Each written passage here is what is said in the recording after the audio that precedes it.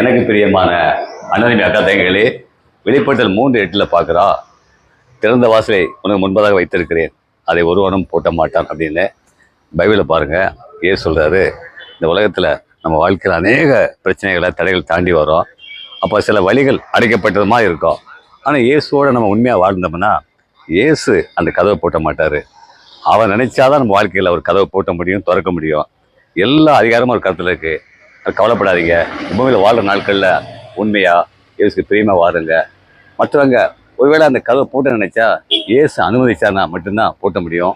நன்மையாக மாறும். ஏன்னா பின்னாட்களில் ஒரு பெரிய ஆசீர்வாதம் இருக்குது. அதனால் கவலைப்படாதீங்க. ஒருவரும் பூட்ட முடியாதபடி பூட்டுகிறவர் திறக்கிறவர் இயேசு நம்பி வாழுங்க. அவர் இந்த பூமியில் ஆசீர்வதிப்பார், முடிவில் பரலோகத்தில் ஆசீர்வதிப்பார். Glory to Jesus. இருள் விலகுது இயேசுவின் நாமத்தினால், ஒளி பிறந்தது.